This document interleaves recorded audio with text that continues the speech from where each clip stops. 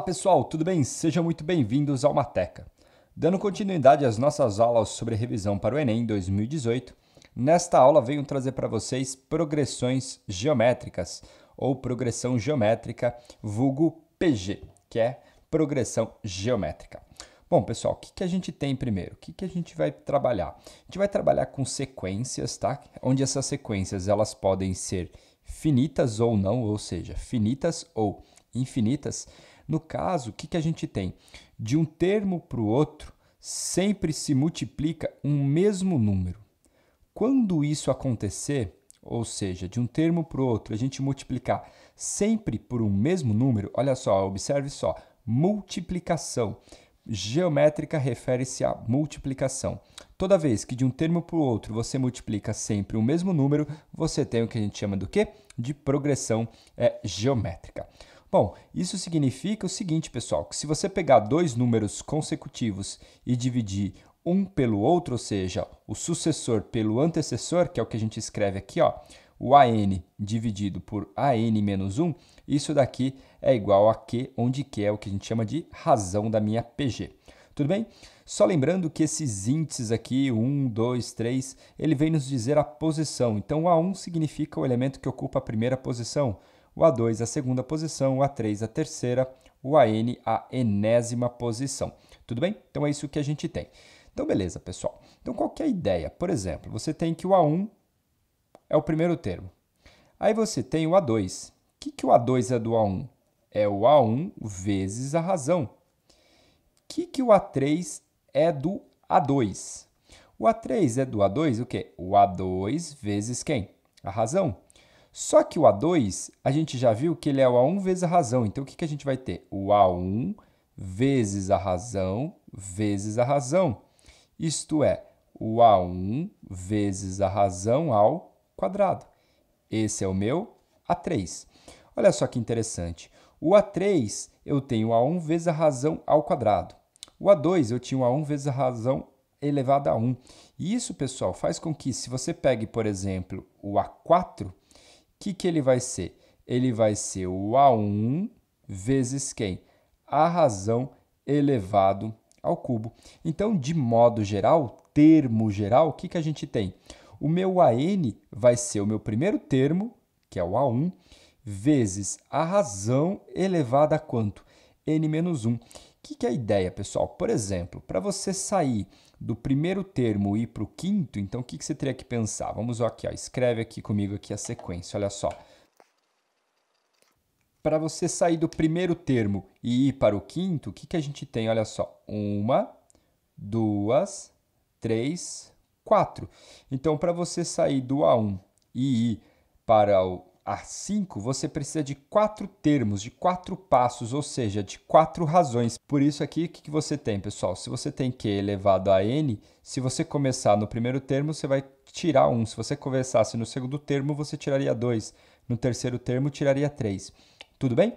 E aí, pessoal, vale ressaltar uma maneira muito importante, porque alguns exercícios você não começa no A1, você começa, por exemplo, no A0, que seria o instante inicial.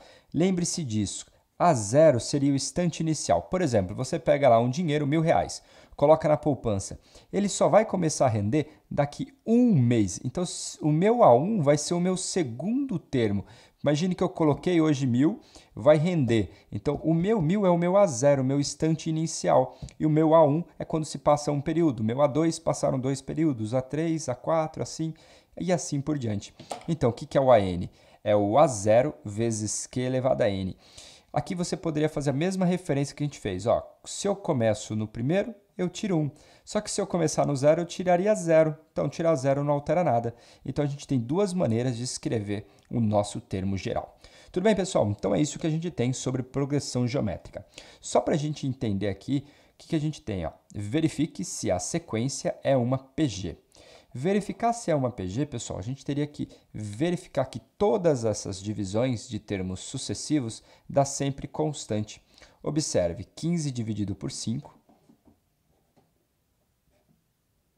é igual a 3, que é o mesmo resultado que 45 dividido por quanto?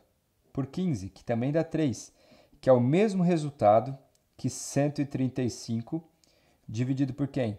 Por 45, que também dá 3, que é o mesmo resultado que 405 dividido por 135. Todos esses valores deram o mesmo número, que é o 3. Então, o 3 seria o meu Q. Como todo mundo deu o mesmo valor, nós temos uma progressão geométrica. Beleza, pessoal? Então, é isso que a gente tem. Mais um exemplo aqui, ó. Determine o oitavo termo de uma PG, na qual o A4 vale 12 e o Q? O Q vale 2. Então, o que a gente tem, pessoal? Eu quero o A8.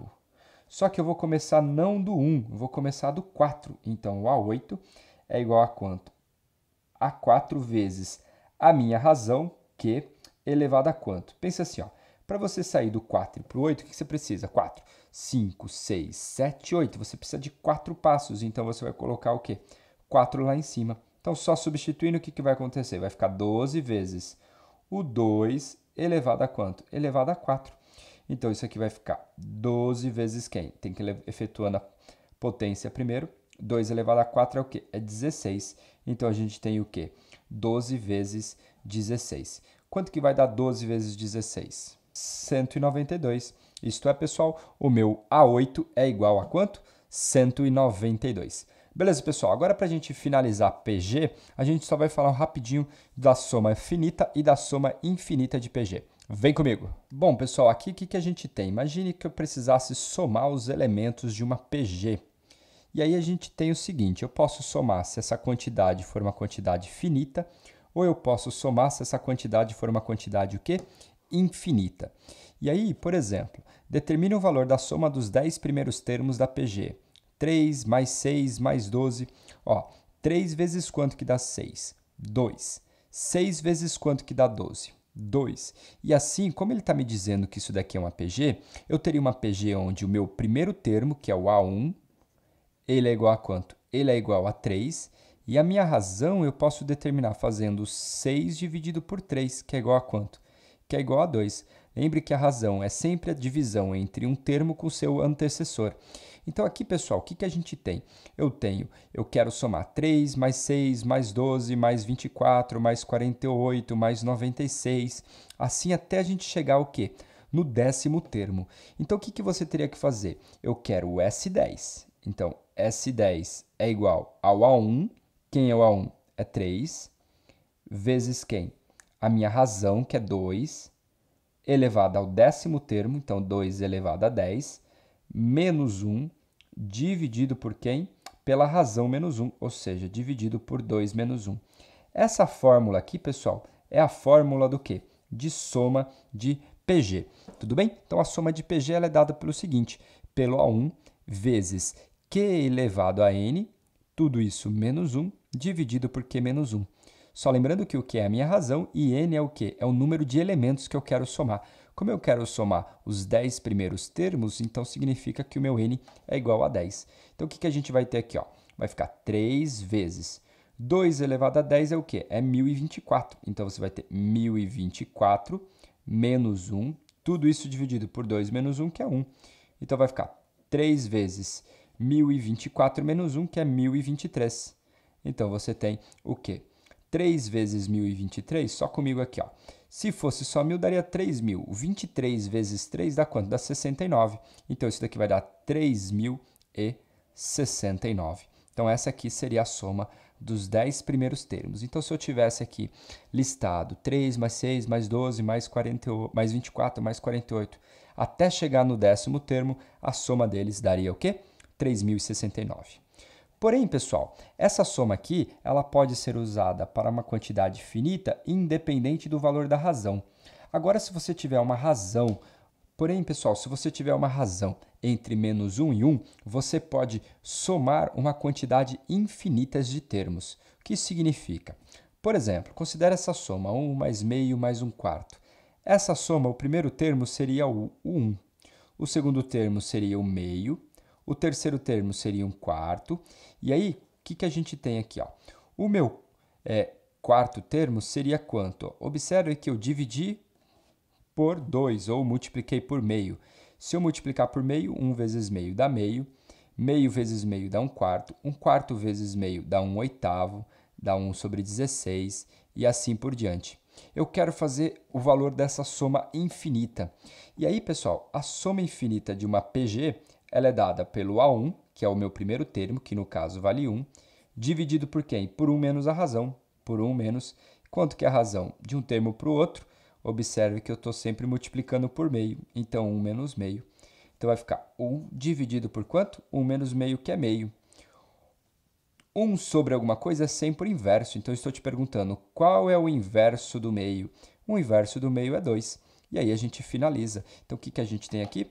A soma desta, o resultado da soma dessa PG seria igual a quanto? Seria igual a 2. Só lembrando que essa primeira, que é a soma finita, você pode utilizar ela para qualquer tipo de PG, independente de como seja a razão. Já a soma infinita você só pode utilizar quando a razão for o quê? Um valor entre menos 1 e 1. Ok, pessoal, é isso então. Um grande abraço para vocês e a gente se encontra nos exercícios sobre PG.